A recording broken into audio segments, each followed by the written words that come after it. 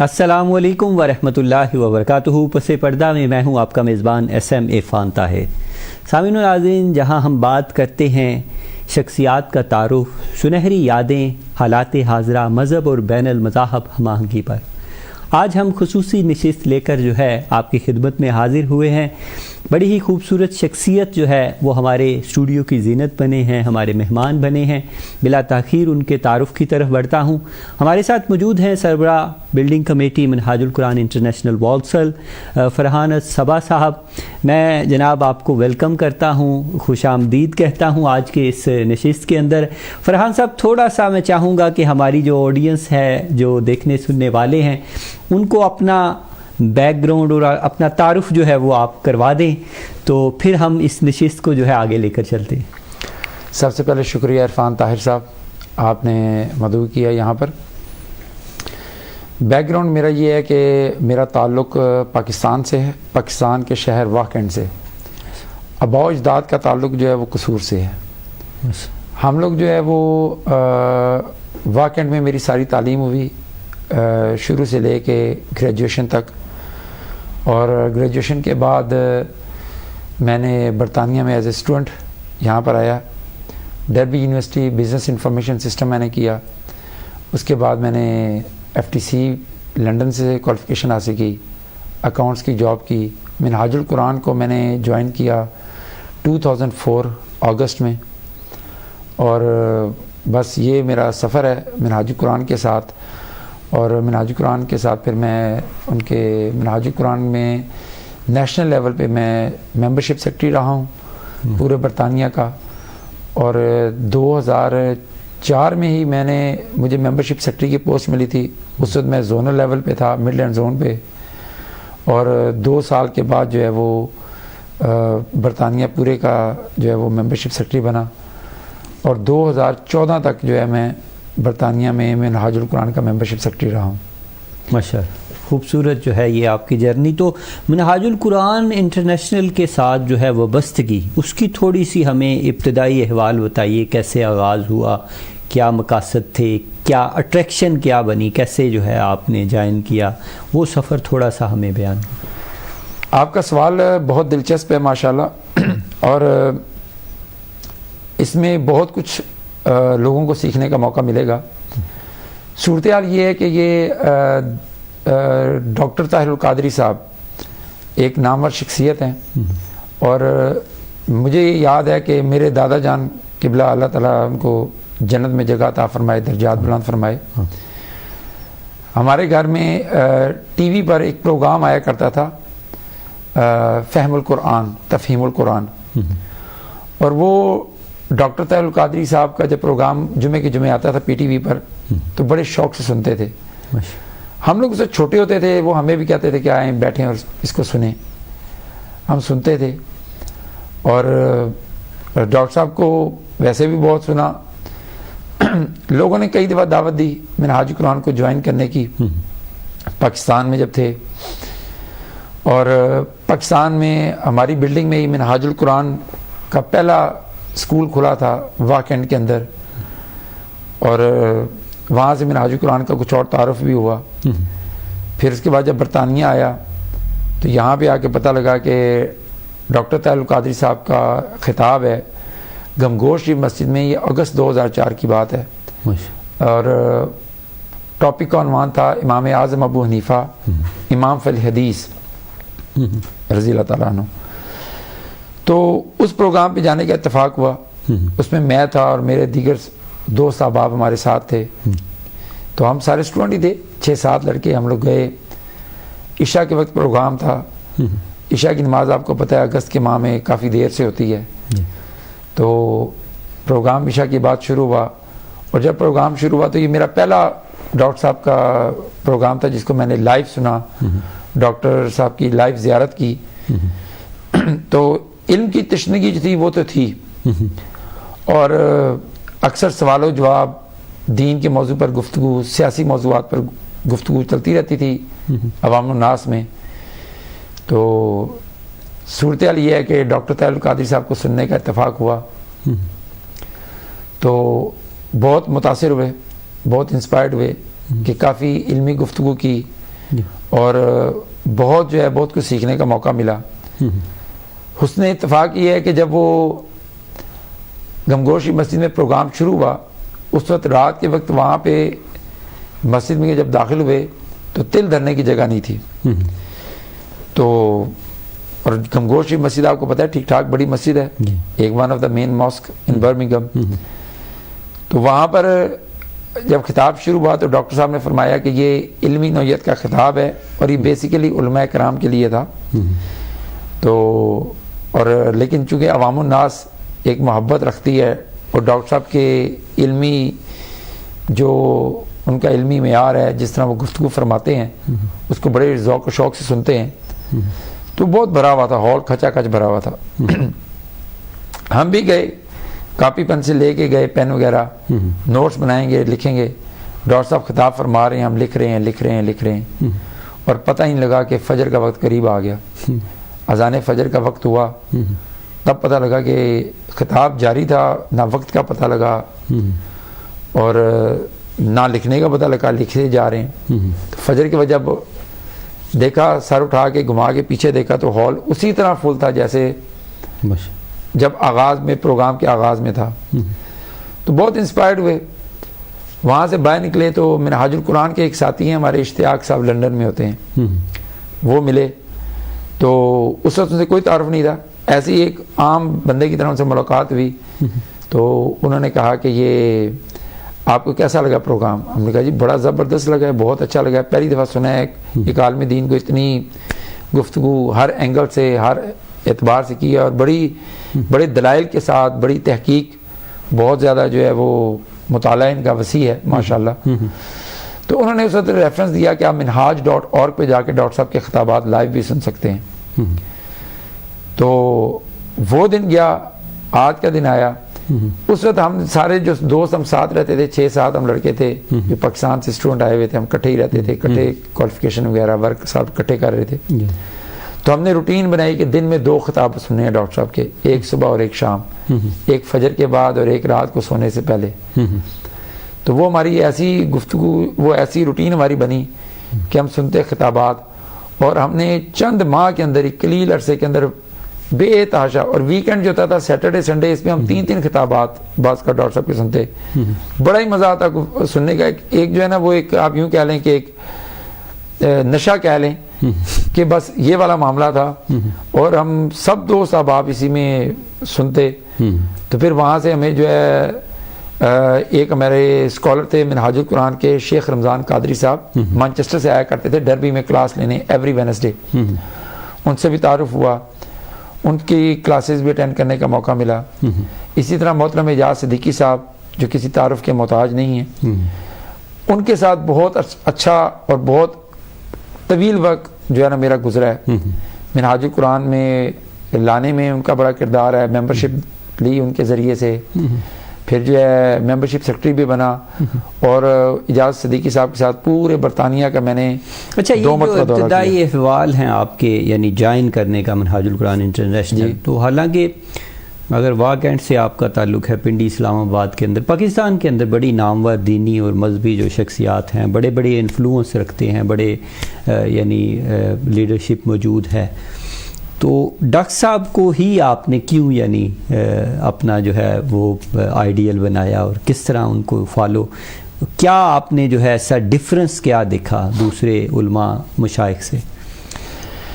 اصل میں میرا جو ہے نا, میں تحقیق کے میدان میں رہتا تھا, مطالعہ کرنا, گفتگو کرنا, مختلف علماء کرام کو سننا, مختلف سیاسی شخصیات کو سننا, مختلف بیوروکریٹس کے ساتھ نشستیں کرنا. پاکستان میں میں نے اپنی ایک NGO بنائی تھی, human and environment development association کے نام سے, اور بہت ہی قلیل عرصے میں ہم نے UNDCP united nation drugs control and crime prevention, ان کے ساتھ اینٹی نارکوٹکس فورس کے ساتھ ڈرگس کے اگینسٹ کام کیا, یونیسیف کے ساتھ مل کے بچوں میں تعلیم کو عام کرنے کے لیے کام کیا, UN ایڈس کے ساتھ مل کے ورلڈ ایڈ پروگرام کے اوپر کام کیا, HIV ایڈس کے اوپر کام کیا, جو ہے یہ UNDP کے ساتھ ڈیولپمنٹ پروجیکٹس کیے مختلف. واکنڈ کے اندر, راولپنڈی کے اندر بہت ہی مختصر عرصے میں میرے ایک استاد ہیں اور بہت ہی ان کی خدمات ہیں. اللہ تعالیٰ ان کو بہت زیادہ مزید کامیابیاں عطا فرمائے. بہت ہی متحرک ساتھی تھے. خالد صاحب, خالد راجہ خالد محمود صاحب پنڈی سے تعلق رکھتے تھے. تو ان کے ساتھ جو نشستیں ہیں تو میں یہ مختلف حلقہ احباب ملتا, ان سے ملاقات کرنا, گفتگو کرنا, سوال و جواب کرنا. میں بہت ساری شخصیات سے ملا ہوا ہوں. یعنی کہ آپ یوں سمجھ لیں نواز شریف صاحب سے بھی ملاقات ہے, شیخ رشید صاحب سے بھی ملاقات, چودھری نثار علی خان صاحب سے ملاقات, جماعت اسلامی کے پروفیسر وقاص صاحب ہوتے تھے ان کے ساتھ ملاقات. تو بہت ساری سیاسی شخصیات, پیپلز پارٹی کے سرور خان صاحب ہوتے تھے, اب وہ پی ٹی آئی میں آ گئے ہیں, ان کے ساتھ ملاقات. ایک پیپلز پارٹی کے ہمارے ہوتے تھے, بڑی شخصیت ہوتے تھے ایکٹیو, ملک نجیب الرحمان صاحب, ان کے ساتھ ملاقات. وہ میرے قبلہ دادا جان جو تھے وہ بہت متحرک شخصیت تھے. تو یہ میری ملاقاتیں رہی. میں ان لوگوں کو بڑے غور سے دیکھا ہے, سیاسی شخصیات کو بھی اور پاکستان کے حالات کو بھی, علماء کرام کو بھی. علماء کرام میں پیر عبدالقادر صاحب ہوتے تھے ہمارے وہاں پہ واہ کینڈ میں, جامعہ رضویہ انوار العلوم کے, اب پردہ فرما گئے ہیں. ان کے ساتھ ملاقات رہی. ان کے توسل سے بہت سارے اور عظیم المرتبت علماء کرام کے ساتھ ملاقات رہی. اسرار احمد صاحب کو لائیو سنا, غلام مرزا ملک صاحب کو سنا. تو یہ ہمارے واقعہ میں تشریف لائے ہیں, ان کو لائیو سننے کا اتفاق ہوا ہے, ملاقات کا اتفاق ہوا ہے. تو یہ سب کچھ سنا, دیکھا, سیاسی کمپینز میں حصہ لیا. جو ڈاکٹر صاحب کی جو سب سے زیادہ چیز مجھے پسند آئی, جو ان کا ویژن ہے, وہ ان تمام شخصیات سے پاکستان کی آپ کوئی بھی سیاسی, سماجی یا علمی, جو دینی اعتبار سے آپ شخصیت لے لیں, مذہب کے اعتبار سے, ان میں ڈاکٹر صاحب کا علم جو ہے اس کی وسعت بہت زیادہ ہے ماشاءاللہ. اس وسعت نے مجھے انسپائر کیا ہے کہ ہمارے جو مسائل ہیں ان کا حل کیا ہے. ہمارے جو مذہبی مسائل ہیں, جو دینی مسائل ہیں, جو عوام کے سیاسی مسائل ہیں, ان کے اوپر جو ڈاکٹر صاحب کی کلیئرٹی ہے وہ میں نے اور کسی لیڈر میں نہیں پائی. باقی تمام گفتگو کرتے ہیں, ایون کہ موجودہ دور میں عمران خان صاحب بھی گفتگو کرتے ہیں. ٹھیک ہے, ایک جوش ہے, ایک ولولہ ہے ان کے اندر. دیگر رہنماؤں کے اندر ٹھیک ہے, ان کے ایک اور معاملات ہیں, کچھ اور آپ یہ سمجھ لیں اندرونی معاملات ہوتے ہیں جن کی وجہ سے وہ لوگ چڑھ جاتے ہیں, کوئی کسی کی مدد کر دی, کچھ ایسا. لیکن ایک نیشنل یا انٹرنیشنل لیول پہ, امت کے لیول پہ ویژن کی شارٹیج ہے. یہ میں بالکل کیٹیگوریکلی کلیئر ہوں اس پہ, اور اس پہ بالکل کلیئر جانتا ہوں کہ ایسا معاملہ ہے. تو ڈاکٹر صاحب کو میں نے اس سے مختلف پایا. ڈاکٹر صاحب کا ویژن جو ہے وہ بہت وسیع ہے. ہمارے زیادہ تر لوگوں کا المیہ یہ ہے کہ ہم نے مطالعہ نہیں کیا.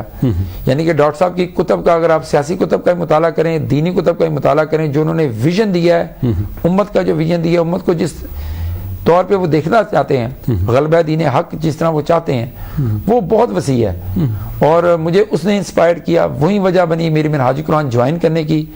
وہی میری وجہ بنی کہ میں آج دن تک بحمدللہ استقامت کے ساتھ اس جماعت کا حصہ ہوں. فرحان صاحب, آپ نے دیکھا ہوگا کہ چاہے مذہبی نہج پہ ہم دیکھ لیں پاکستان کے اندر, سیاسی یا سماجی حوالے سے جو بھی کوئی شخصیت پرومیننٹ ہوتی ہے, ابھر کے سامنے آتی ہے, جہاں اس کے پازیٹیو پہلو ہوتے ہیں, نیگیٹیوٹی بھی جو ہے اس کے حوالے سے پھیلائی جاتی ہے, تنازعات بھی جو ہے وہ پیدا کیے جاتے ہیں, شخصیت کو متنازع بھی بنایا جاتا ہے. تو وہ چیزیں بھی آپ کے ملحوظ خاطر تھی, وہ بھی کبھی آپ کی توجہ جو ہے وہ ڈگمگائی کہ جناب یہ کیوں لوگ اس طرح کیوں کر رہے ہیں یا نیگیٹیوٹی کیوں کہہ رہے ہیں. تو اس حوالے سے آپ نے کوئی ایسا بھی فیس کیا کوئی اپنی اس جرنی کے اندر؟ جی, میں نے کیونکہ میں پبلک کے اندر بہت زیادہ رہا ہوں, پبلک کے مزاج کو سننا سمجھنا, یعنی کہ دیہی لیول پہ رہ کے, جیسے میرے آباء و اجداد کا تعلق میں نے بتایا قصور سے ہے. جی ماشاءاللہ. قصور میں بھی جانا, دیہی آبادی میں, بلے شاہ کی دھرتی. بالکل بابا بلے شاہ صاحب رحمۃ اللہ علیہ. تو ہر طبقہ فکر سے جو ہے وہ اٹھنا بیٹھنا رہا ہے. یعنی کہ آپ یوں سمجھ لیں کہ وہ طبقہ جس کو کھانے کو ایک وقت کا کھانا نہیں ملتا, اس سے لے کے ایلیٹ تک سب کے درمیان اٹھنے بیٹھنے کا موقع ملا. اور منہاج القرآن جوائن کرنے کے بعد بھی ہر طبقے سے لوگوں کو قسم کے طبقاتی تقسیم جو ہمارے معاشرے میں ہے, مذہبی تقسیم ہے, لاسانی تقسیم ہے, ہر اس سے ملاقات کرنے کا موقع ملا.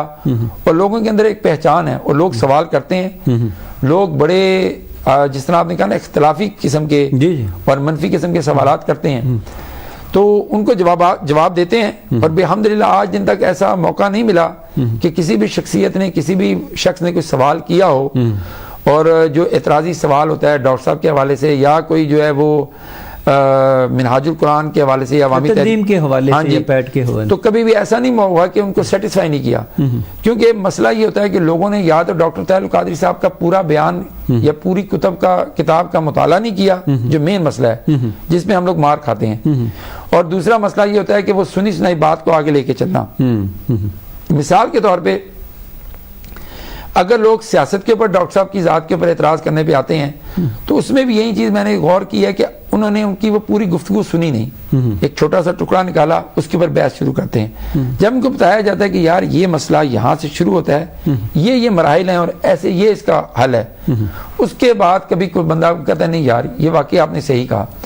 اور یہی وجہ بنی کہ اس کی وجہ سے لوگوں نے منہاج القرآن کو جوائن بھی کیا. اور یہی حال مذہب کے معاملے میں ہوا کہ مذہب کے اوپر اگر اعتراضات آتے ہیں تو اس میں بھی جو بنیادی طور پہ میں نے چیز محسوس کی کہ عوام الناس میں جو ہے وہ شدت پسندی کو چونکہ پروموٹ کیا گیا ہمارے معاشرے میں, اس وجہ سے یہ معاملہ ہوا, اور یہ لوور لیول پہ ہی پائی جاتی ہے شدت پسندی.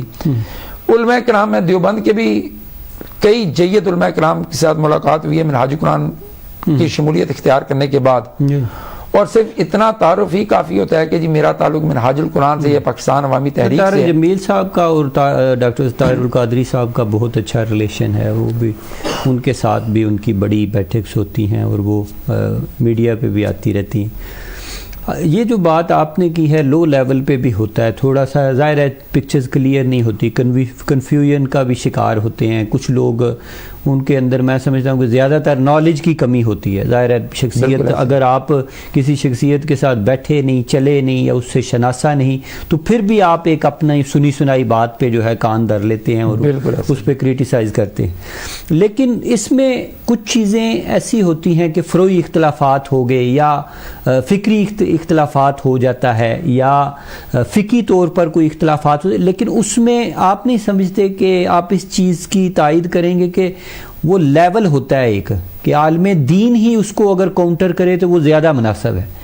یہ ہم آپ کو زیب نہیں دیتا کہ ہم اٹھ کے جو ہے اس کو کاؤنٹر کرنا شروع کر دیں یا اس پہ جو ہے وضاحت دینا شروع کر دیں. ہر ایک سبجیکٹ پہ عبور رکھنے والا اگر بولے تو وہ زیادہ مناسب ہے.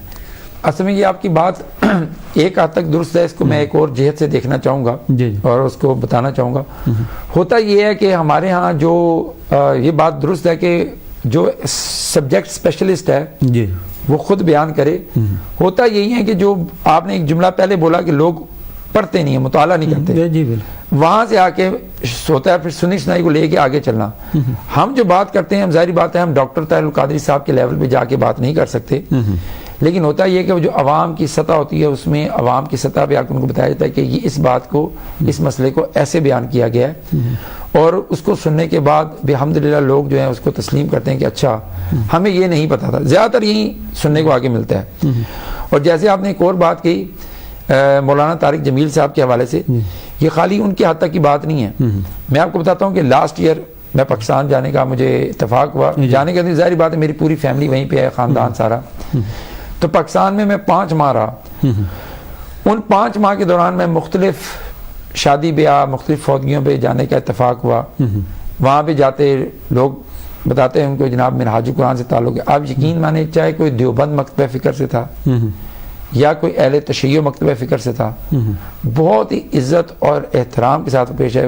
ہر ایک کے منہ سے ایک الفاظ جملہ نکلتا تھا, وہ یہ تھا کہ ڈاکٹر طاہر القادری صاحب ایک ظاہر ہے آپ کا جو ہے انٹرنیشنلی بھی ایک بین المذاہب ہم آہنگی کی بھی ایک آپ کی اسٹریٹجی ہے, سوچ ہے, پالیسیز ہیں, اس حوالے سے بھی لوگوں کو ایک امپیکٹ ہوتا ہے کہ یار یہ لوگ جو ہے وہ ایک یعنی پیس کی بات کرتے ہیں, جو ہے رواداری کی بات کرتے ہیں, مذاہب کو جوڑنے کی بات کرتے ہیں. فرحان صبا صاحب, ہمارے پاکستان کے اندر دیکھیں ایک معیار ہے جو قرآن اور سنت نے, یعنی ایز اے بینگ اے مسلم ہمارا یہ بھی مثلاً عقیدہ ہے, ایمان ہے کہ as a human being human error بھی ہوتا ہے, ہر شخصیت کے اندر ہوتا ہے. اور پھر اس کا اللہ اور اللہ کے رسول نے ایک معیار رکھا ہے. پاکستان میں یہ دیکھنے کو ملا ہے کہ اگر کوئی بندہ کسی کی تقلید کرتا ہے یا اس کے پیچھے چلتا ہے, اس کا فالور ہے, تو وہ اندھی جو ہوتی ہے تقلید اس کی طرف چلا جاتا ہے یا شخصیت پرستی کا جو ہے وہ شکار ہو جاتا ہے. تو ان چیزوں پہ آپ کتنا بلیو کرتے ہیں یا کیا سمجھتے ہیں اس حوالے سے؟ اصل میں یہ ہے کہ یہ بات آپ کی درست ہے کہ کوئی لوگ شخصیت پرستی کا اور اندھی تقلید کا شکار ہوتے ہیں، اور یہ مذہب کے معاملے میں ایسا نہیں ہے، یہ ایسا سیاسی معاملے میں بھی ہے. جی جی ابھی آپ دیکھ لیں نا میں یعنی جرنل ایک بات ہو رہی ہے، تو اس میں ہوتا یہ ہے کہ کنسپٹ کلیئرٹی کتنی ہے، آپ خود کتنا اپنے آپ کو اپنا نالج امپروو کرنا چاہ رہے ہیں، نالج گین کرنا چاہ رہے ہیں. جیسے یہاں میں چھوٹی سی ایک بات کرنا چاہوں گا کہ ڈاکٹر صاحب نے ہر آنے والے مسئلے کے اوپر پری وارن کیا کہ یہ انٹرنیشنل لیول پہ عالمی سطح پر یہ مسائل جو ہیں وہ درپیش ہونے جا رہے ہیں، اس کے لیے یہ فہم و فراست اور یہ حکمت عملی ہونی چاہیے. اب چونکہ ہمارے ہاں مسئلہ یہ ہے کہ چاہے وہ سیاسی چاہے مذہبی لوگ ہیں، جو لیڈر جن کو عوام مانتی ہے، ان کا اتنا انٹرنیشنل ایکسپوجر نہیں ہوتا. ڈاکٹر صاحب کے ساتھ میں نے قربت میں وقت گزارا ہے، اور ایک دفعہ نہیں متعدد بار گزارا ہے، الحمدللہ متعدد بار. ان کا مطالعہ اتنا وسیع ہے کہ جو بھی کوئی کتاب مارکیٹ میں نہیں آتی ہے، جو کسی بھی تھیوری یا کسی بھی جو حالات و واقعات کے اوپر، حالات حاضرہ کے اوپر ہوتی ہے، وہ ڈاکٹر صاحب کے table per within 24 to 48 hours موجود ہوتی ہے. تو ایک شخص کا مطالعہ اتنا وسیع ہے، تو اس وسیع مطالعے کی بدولت، اور آج کل آپ کو پتہ ہے آن لائن دور ہے، آن لائن بکس، میں خود میرا ریسرچ کا مزاج ہے، میں خود ریسرچ کرتا رہتا ہوں، آرٹیکلز پڑھتا رہتا ہوں. اور ہمارے ہاں آپ کو پتہ ہے ڈاکٹر صاحب نے بھی پی ایچ ڈی کی ہے، اور ہمارے بہت سے اسکالرز بھی پی ایچ ڈی کر چکے ہیں الحمدللہ. یہ بھی منہاج القرآن کا ایک خاصہ ہے. اور ڈاکٹر صاحب کے خود صاحبزدگان جو ہیں دونوں، وہ بھی ڈاکٹر ہیں، پی ایچ ڈی ڈاکٹر ہیں. تو یہاں سے آپ اندازہ کر لیں کہ یہ مطالعہ اتنا وسیع ہونے کی وجہ سے ہمیں جو ہے وہ آگہی ملتی ہے جو عام سوسائٹی میں عام لوگوں کو پتہ نہیں لگ رہی ہوتی. ابھی آپ کو چھوٹی سی مثال دیتا ہوں، ابھی ہر شخص جو ہے وہ بیسیکلی ملک میں اس وقت جو ہے وہ اسی چیز کا رونا رو رہا ہے کہ مہنگائی ہو رہی ہے، مہنگائی، پیٹرول کی قیمتیں بڑھ رہی ہیں، حکومت کے کنٹرول میں نہیں کچھ آ رہا. وہ بظاہر ہونے والی چیزوں کو تو دیکھ رہے ہیں، لیکن جو بیک اینڈ پہ جو ان مسائل کی وجہ بنی ہیں چیزیں، ان کے اوپر کوئی نظر نہیں ہے، اور جو آنے والے دنیا کے حالات ہیں ان پر بھی نظر نہیں ہے. اب یہاں پہ اگر ڈاکٹر صاحب کا آج بھی میں نے ایک کلپ شیئر کیا تھا، اور یہ ڈاکٹر صاحب نے کلپ شیئر کیا تھا 2018 میں ان کے خطاب. اب آپ دیکھیں کہ کتنا لیڈرشپ میں فرق ہے. ڈاکٹر طاہر القادری صاحب یہ فرما رہے ہیں کہ یہ الیکشن کے بعد جو جس میں پی ٹی آئی کی گورنمنٹ بنی تھی، ان کے بعد انہوں نے کہا، فرما رہے ہیں کہ میں اس حکومت کے بعد کچھ عرصے بعد ہی دوبارہ پرانے لٹیروں کو واپس آتا دیکھ رہا ہوں، اور جب وہ واپس آئیں گے تو وہ آ کے نہ صرف اپنے کیسز کلیئر کروائیں گے حکومت میں آنے کے بعد، بلکہ آنے والے حالات میں ایسے معاملات کو، ملکی معاملات کو چھیڑ چھاڑ کریں گے کہ بالکل آنے والا مستقبل میں کوئی بھی کرپشن کے خلاف، ان کی کرپشن کے اوپر کیسز نہیں کر سکے گا، کوئی کاروائی نہیں ہو سکے گی. اور آج نہ صرف یہ بتایا بلکہ انہوں نے بتایا ملکی حالات بھی مزید خراب ہو جائیں گے، شخص کے لیے ایک وقت کا نوالا لینا بھی مشکل ہو جائے گا. اب ایک شخص آپ کو ایک قیادت جو ہے وہ اس وقت متنبع کر رہی ہے، اور ہمارے ہاں وہ آج حالات سامنے آ رہے ہیں. اب اسے سوچنے والے اور سننے والے سارے یہ کہہ رہے تھے، ہمارے پی ٹی آئی کے دوست بھی ہیں، کیونکہ ہم لوگ مارکیٹ میں دنیا میں رہتے ہیں، لوگوں سے ملنا جلنا ہمارا رہتا ہے. تو اس وقت یہ ہوا کہ لوگوں نے یہ کہتے پی ٹی آئی کیا، نہیں بھائی ہمارے 5 سال پورے ہوں گے، آپ دیکھیں خان صاحب کیسی تبدیلی لے کے آئیں گے. اور جو نون لیگ والے تھے وہ ڈے 1 سے، یا پی ڈی ایم جو موجودہ پی ڈی ایم ہے، یہ لوگ کہتے تھے ہم اس حکومت کو چلنے نہیں دیں گے، یہ بس مہینے 6 کی مہمان ہے، چلی جائے گی. اور آپ اس کا نتیجہ یہ دیکھ لیں کہ آج حالت یہ ہے کہ حکومت ختم ہوگی، اگلی حکومت آ گئی، نیب میں کیسز کا کیا حال ہو رہا ہے، یہ سب کچھ آپ کے سامنے ہے. تو یہ قیادت جو ہے نا اس کے ویژن کے اوپر ڈیپینڈ کرتا ہے. اس میں اگر ویژن اتنا وسیع ہوگا تو ڈیفینیٹلی آپ اس کے ساتھ چلیں گے اور آپ کو چلنے میں مزہ بھی آئے گا. لیکن اگر ویژن کلیئر نہیں ہے، اب بہت ساری جو ہے وہ قائدین ہیں، ان کا اتنا بڑا واسٹ ویژن ہی نہیں ہے. آپ کو میں نام لیے بغیر، آپ اسے جتنی بھی لیڈرشپ پاکستان میں موجود ہے، چاہے وہ سیاسی ہے چاہے وہ مذہبی ہے، ان سب میں دیکھ لیں کہ کتنوں نے ڈاکٹریٹ کی ہوئی ہے اور کتنے سبجیکٹ اسپیشلسٹ ہیں.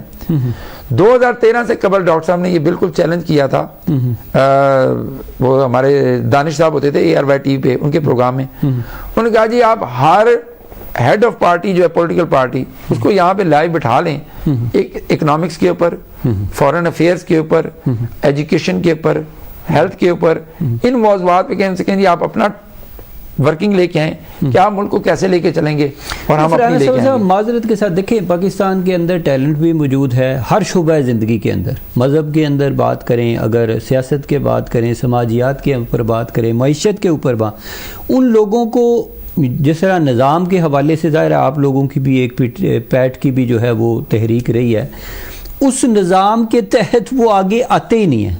یعنی نااہل اور جو کرپٹ لوگ ہیں وہ سامنے آ جاتے ہیں اس نظام میں بار بار. یعنی آپ نے دیکھا نا کہ گزشتہ کئی سالوں سے پارٹیوں کے نمبر لگے ہوئے ہیں, ٹھیک ہے, کبھی جو ہے نون لیگ آ رہی ہے, کبھی وہ پیپلز پارٹی آ رہی ہے, پھر یہ ایک دوسرے کو جو ہے وہ دستوں گرا ہوا ہوتے ہیں, اس کے بعد پھر یہ ایک دوسرے کے ساتھ آج یعنی شیر و شکر ہو گئے ہیں, سارے معاملات ان کے جو ہے یکسوئی, یعنی مفادات ان کے جو ہے وہ ایکول ہیں. اس میں یہ جاننا چاہتا تھا کہ پی ٹی آئی کی آپ نے بات کی 2018 کے اندر ایک مشترکہ پریس کانفرنس ہوتی ہے اقتدار سے پہلے ڈاکٹر ظاہر القادری کی اور سربراہ جو ہیں تحریک انصاف عمران خان کی. عمران خان نے وہاں پہ بھی بہت سے دعوے کیے, اس نے کہا کہ یہ کارکن میرے کارکن ہیں, یہ لوگ جو ہیں یہ میرے لوگ ہیں, پیٹ اور پی ٹی آئی جو ہے ایک پیج پر ہیں اور میں ہر جگہ کھڑا ہوں, ہر نہج پہ کھڑا ہوں. لیکن یہ آئی وٹنس ہیں وہ لوگ بھی, ایز اے جرنلسٹ ہم بھی آبزرو کرتے رہے کہ وہ معاملہ 3.5 سال کے اندر کہیں پریکٹیکلی نظر نہیں آئے. ظاہر ہے جب آپ پریکٹیکلی فیل ہو جاتے ہیں تو وہ کوئی نہ کوئی آپ سمجھتے ہیں کہ یہ کہیں نہ کہیں جو ہے آپ لوگوں کی طرف سے بھی کوئی غلطی ہوئی پی ٹی آئی کے ساتھ جو ہے گٹھ جوڑ کرنے کے اندر, یا ان کے ساتھ جو ہے کوآپریٹ کرنے کے اندر, یا ان کو تقویت پہنچانے کے اندر. آپ نے اپنا سٹیج بھی دیا, اپنے لوگ بھی دیے, اور وہ لوگ جو ہے ہو سکتا ہے بعد میں متنفر بھی کہیں ہو گئے ہوں گے اس میں ان میں. تو وہ آپ سمجھتے ہیں کہ وہ بھی ایک پولیٹیکل مسٹیک تھی آپ لوگوں کی کہ آپ نے ان کے ساتھ جو ہے وہ سٹیج شیئر کیا؟ اصل میں سب سے پہلے آپ نے خود ایک بات کی ہے, بڑی معنی خیز بات ہے جی, کہ ہمارے ہاں ٹیلنٹ ہے, ٹیلنٹ کی کمی نہیں ہے, لیکن ٹیلنٹ اوپر نہیں آتا, اور اوپر وہی چہرے بار بار گھوم پھر کے آ رہے ہیں. آپ یہ دیکھ لیں سیاسی طور پہ ایسا ہی ہے. اور ٹیلنٹ جو ہے وہ برین ڈرین ہوتا ہے کہ کنٹری سے ایجوکیٹڈ کوالیفائڈ بہت سارے لوگ جو ہیں وہ پھر دائرہ غیر میں تنگ آ کر ہجرت کر جاتے ہیں, شفٹ ہو جاتے ہیں. اس کے بیک گراؤنڈ پہ 2 وجوہات ہیں. ہم پہلے اس مسئلے کو سمجھ لیتے ہیں تو اگلے مسئلے کا جواب آپ کو کافی حد تک سمجھنے میں آسانی ہو جائے گی. وہ پہلی صورتحال یہ ہے کہ ہمارے ہاں شعوری طور پہ عوام کو اتنا میچور نہیں کیا گیا. ہم نے جمہوریت کا نام ضرور لیا ہے, لیکن ہم نے عوام میں وہ شعور وہ نہیں دیا جو ہمیں دینا چاہیے تھا, اور اس کی وجہ سے یہ ہوا ہے کہ عوام نے مڑ کے انہی لوگوں کو سپورٹ کیا ہے. اور جب یہ بہت پہلے اس کو واضح کر دیا گیا تھا کہ یہ بظاہر عوام کے سامنے میڈیا میں تو دستوں گریباں ہوتے ہیں, لیکن بیک اینڈ پہ کٹھے ہی ہوتے ہیں. مفادات کیونکہ ان کے ایک ہیں. ہماری جنگ جو ہے نا وہ ان شخصیات کے ساتھ نہیں ہے. ہم ایک نظریے کے لوگ ہیں, ہماری جماعت ایک نظریاتی جماعت ہے. ہم یہ کہتے ہیں کہ ملک کا نظام تبدیل ہونا چاہیے. ہم یہ نہیں کہتے کہ پوری کی پوری پیپلز پارٹی کرپٹ ہے, اس میں کوئی بھی قابل آدمی نہیں ہے, پوری کی پوری پی ٹی آئی نااہل ہے, اس میں کوئی قابل آدمی نہیں ہے. ہم یہ نہیں کہتے, ہم نے کبھی یہ نہیں کہا. ہمارے نزدیک ہر جماعت میں قابل لوگ ہیں, اور ہمارے نزدیک یہ ہے کہ نئے ٹیلنٹ کو موقع دیا جانا چاہیے. اگر آپ کو یاد ہوگا کہ جب ہمارا پہلا دھرنا ہوا 2013 میں, اس وقت خان صاحب کے اپنے الفاظ ہیں, عمران خان صاحب کے, وہ کہتے ہیں جی ہم پہ بڑا پریشر تھا. ڈاکٹر طاہر القادری صاحب کا جب دھرنا ہوا تو عمران خان صاحب کہتے ہیں کہ ہماری جماعت کے کچھ لوگ کہہ رہے تھے کہ جایا جائے, اور کچھ لوگ کہہ رہے تھے نہیں جایا جائے. کہتے ہیں ہم دونوں تبدیلی کی بات کر رہے تھے, فرق صرف یہ ہے کہ ڈاکٹر طاہر القادری صاحب نظام کی تبدیلی کی بات کر رہے ہیں. وہ کہتے ہیں الیکشن کے ذریعے نظام تبدیل نہیں ہوگا, کیونکہ جس نظام کو بنیادیں فراہم کر رہے ہیں نا جو انتخابی نظام, اس انتخابی نظام میں خامی ہے. اور خان صاحب کا کلیم یہ تھا کہ ہم انتخابی نظام کے ذریعے آ کے ملک میں تبدیلی لا کے دکھائیں گے. اب خان صاحب نے ایک مرتبہ نہیں متعدد بار ٹرائی کر چکے ہیں. اور وہ اب تو حکومت میں آنے کے بعد بھی ٹرائی کر چکے ہیں اور وہ کامیابی نہیں ہو سکی. اس کی چھوٹی سی مثال آپ کو ثانیہ ماڈل ٹاؤن جس کا آپ نے ذکر کیا ہے کہ خان صاحب ڈے 1 سے ہمارے ساتھ کھڑے ہوئے ہیں. یعنی کہ پی ٹی آئی نے کہا خان صاحب نے کہ یہ میرے کارکن جو آپ نے حوالہ بھی دیا 2014 سے جب یہ واقعہ ہوا 17 جون کا, اور ابھی اس کی اینیورسری گزری بھی ہے, اور دوبارہ وہی حکمران وہی جو اس وقت کے ہمارے ملزم تھے وہ اب صاحب اقتدار ہیں.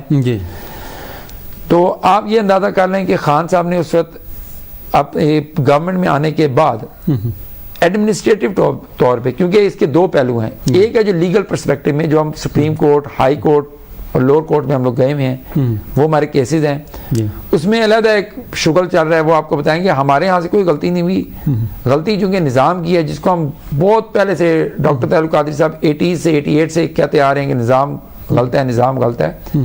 اور 2012 کی اگر آپ دھرنے کی تقریریں سنیں, 2012 دھرنے کہہ رہا ہوں 2012 27 دسمبر سے لے کے 2013 بشمول جو جنوری میں دھرنا ہوا تھا اور اس کے بعد الیکشن ہونے تک جو 2013 مئی میں الیکشن ہوئے تھے, اس وقت تک کے تمام خطابات سنیں, 2014 کے دھرنے کے والے خطابات سنے سارے, اس میں ڈاکٹر طاہر القادری صاحب نے ایک پہلو کو بتایا ہے کہ کس کس جگہ پہ کیا کیا خامی ہے. وہ ساری چیزیں دیکھیں اون ریکارڈ ہیں, سب کے علم میں ہیں. میں صرف یہ جاننا چاہتا ہوں کہ یہ جو سانحہ ہوا ہے, ٹھیک ہے, اس کا جرموار کون ہے, کیا یا تو جو جانیں ضائع ہوئی ہیں قیمتی 14 یہ واضح ہونا چاہیے کیا وہ قصوروار تھے یا جنہوں نے ان کی زندگیاں لی ہیں, جنہوں نے شہید کیا ہے وہ قصوروار ہیں.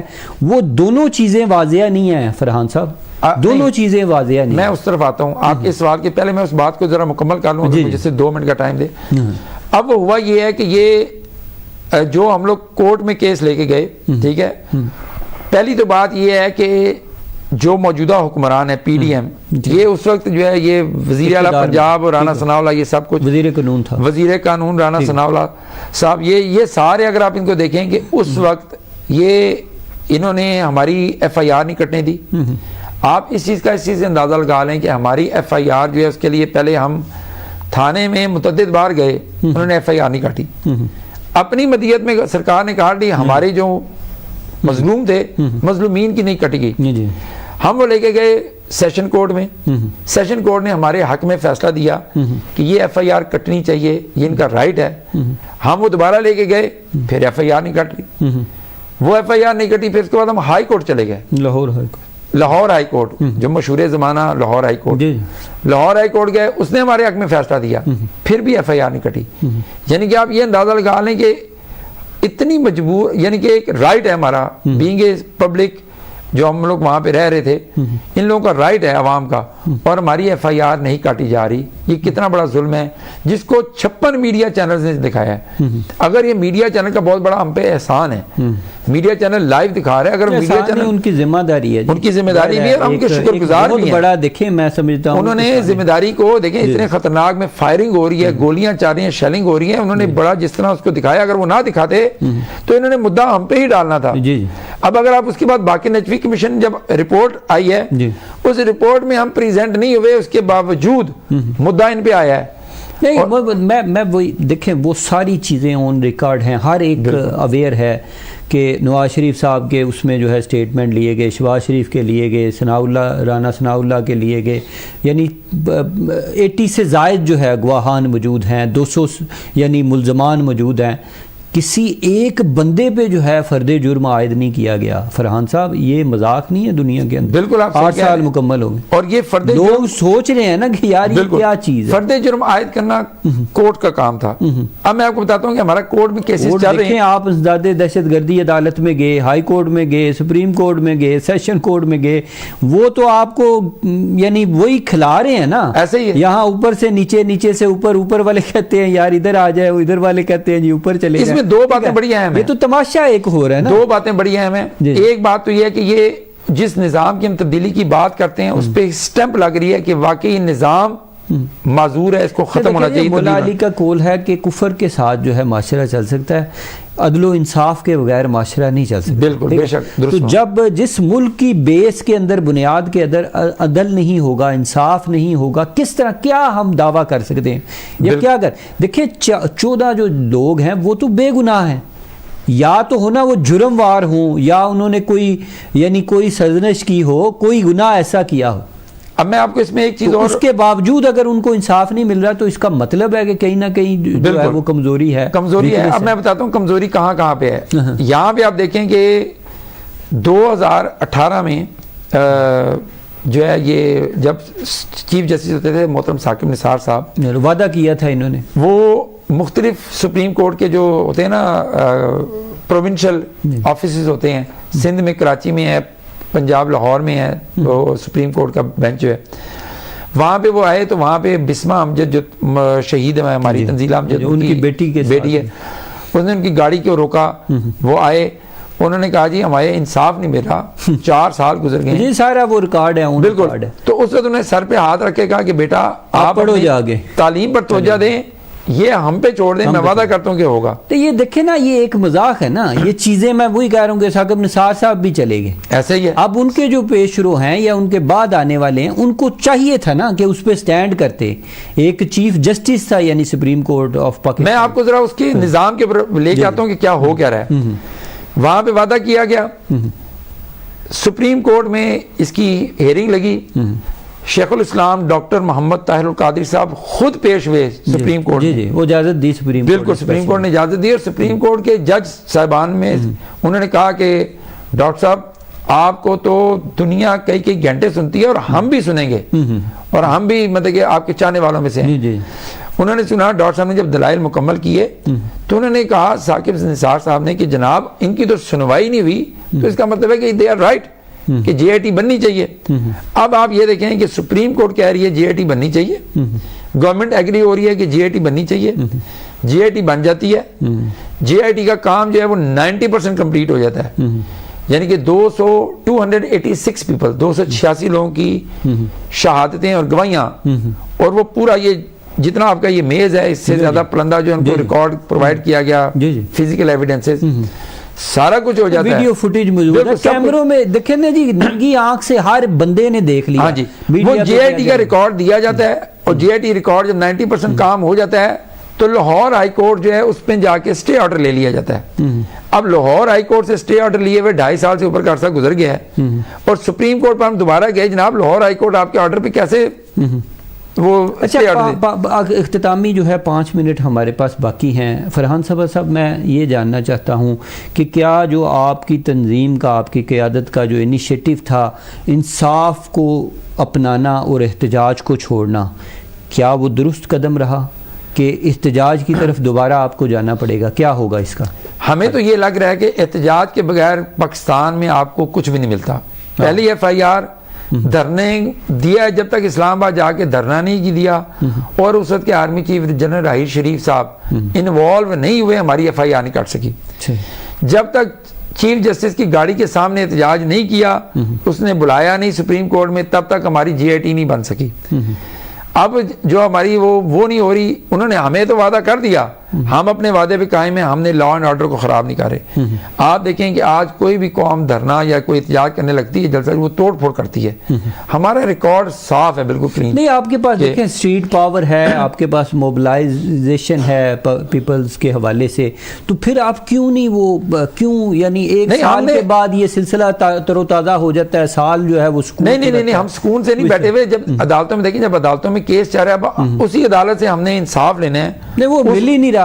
اب عدالت کے اوپر ہم کیا کر سکتے ہیں؟ عدالت کے اوپر ہم دھاوا نہیں بول سکتے, ہم عدالت میں جا کے کیس ہی کر سکتے ہیں. اور یہ بھی میں بتا دوں کہ آج بھی اگر ڈاکٹر طاہر القادری صاحب کہیں کہ ہمیں نکلنا ہے, ہم نے دوبارہ احتجاج میں آنا ہے, تو ہم آئیں گے. لیکن اب ہمیں خود نہیں سمجھ آ رہی کہ ہم احتجاج کس کے خلاف کریں. جس کے در پہ ہم گئے ہوئے انصاف لینے, انہی کے خلاف احتجاج کریں. کزن بردر آپ کے رہے ہیں 3.5 سال, انہوں نے کچھ نہیں کیا. وہ اصل میں عدالتیں ان کے کنٹرول میں نہیں ہے نا, کیونکہ وہ ایڈمنسٹریٹو سب ہو جاتا ہے. دیکھیں 12 بجے بھی عدالتیں کھل جاتی ہیں جب کنٹرول حاصل کرنا پڑے. وہ تو کنٹرول تب بھی نہیں تھا, جب 12 بجے عدالتیں کھلی ہیں تب حکومت کا بھی تختہ جو ہے الٹ پلٹ کر دیا جاتا ہے. اگر کوئی کرنا چاہیں یہ بات درست ہے، یعنی کوئی کرنے والی طاقت کرنا چاہے تو سب کچھ ہو جاتا ہے، نہ کرنا جائے تو کچھ بھی نہیں ہوتا۔ اچھا اس میں ایک چیز آپ کو بتاتا چلوں کہ ہم نے پاکستان کے سب سے ہائی لیولز کے ڈاکٹر خالد رانجھا صاحب، آپ نے ان کا کسی تعارف کے محتاج نہیں ہے، ان کو، خالد ظفر صاحب کو، اس طرح ہمارے ڈیفرنٹ جو ہے نا وہ جو پینل میں ہمارے جو وکلاء حضرات ہیں وہ سارے پاکستان کے ٹاپ چوٹی کے کرمنل لائرز ہیں، اور ان کو کروڑوں کی مد میں ہم لوگ فیسیں ان کی دے رہے ہیں، صرف اس وجہ سے کہ ہمارا کیس کسی بھی طرح چلے اللہ کرے جی کہ عدل و انصاف، اور ہم اپنے کارکنان کے ساتھ کھڑے ہوئے ہیں، جو سب سے بڑی بات ہے۔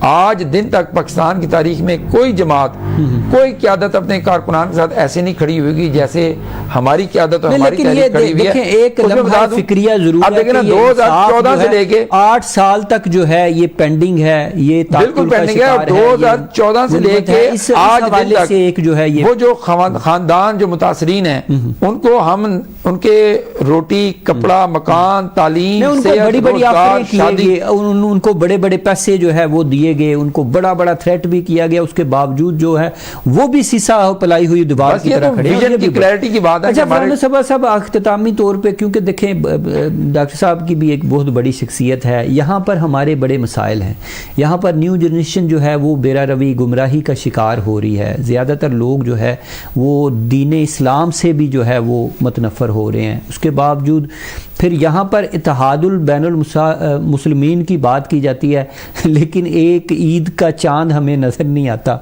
تو ڈاکٹر صاحب کی ایک شخصیت ہے، انفلوئنس ہے، تو وہ ان علماء کو کیوں نہیں جوڑتے ایک یعنی پلیٹ فارم پر، کیوں نہیں متحد کرتے، ایک عید منائی جائے، ایک دن روزہ رکھا جائے، معاملات جو ہے کوئی اتحاد کی طرف، کوئی یونٹی کی فضا ہماری مخلوق میں، اس قوم کے اندر بھی جو ہے پیدا ہو جائے۔ آپ کے یہ دو ڈیفرنٹ سوالات ہیں۔ جو پہلا سوال ہے نا آپ کا، وہ ہے کہ بہرا روی کا جو شکار ہو رہی ہے ہماری نئی جنریشن۔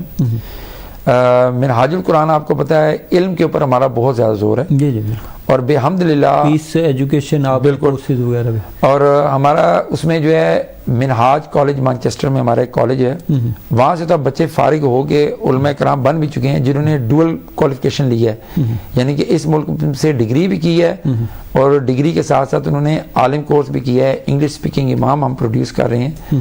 تو منہاج القرآن تو آلریڈی اس معاملے میں آہیڈ ہے، لیکن آپ کو پتہ ہے کوئی بھی پودا لگاتے ہیں اس کو پھلنے پھولنے میں کچھ وقت لگتا ہے، اور ہم لوگ وہ کوشش اور کاوشیں ہماری جاری ہیں۔ اب جو اس کے علاوہ جو ہے کہ سوسائٹی میں جو سوشل ہارمنی ہے اور جو یونٹی ہے، اس کے اوپر بھی کوششیں اور کاوشیں ہماری کسی سے ڈھکی چھپی نہیں ہیں، بلکہ جتنے فتویٰ جات کا یا فتاویٰ کا سامنا منہاج القرآن کو ہے، میرا حال میں شاید کسی اور جماعت یا تحریک کو پاکستان میں اندرون اور بیرون اس کا ذکر کر چکا ہوں پہلے جو ہے۔ لیکن آپ یہ دیکھیں کہ اتحاد امت کے لیے اور یہ چاند کے مسئلے پہ بھی ہماری کوشش یہی ہے کہ اس پہ امت کٹھی ہو، ہم لوگ کوشش کر رہے ہیں اور ایک یونٹی ہو، لیکن یہ اب صورتحال یہ ہے کہ اس پہ کچھ وقت لگے گا، کیونکہ ظاہری بات ہے کہ ائمہ فقہ جو قدیم گزرے ہیں ان کی بھی اس پہ رائے، دونوں اوپینین موجود ہیں، اس سے جو جس کو بھی فالو کر رہا ہے ہم اس کو یہ نہیں کہہ سکتے کہ وہ ٹوٹلی غلط ہے اور وہ صحیح ہے۔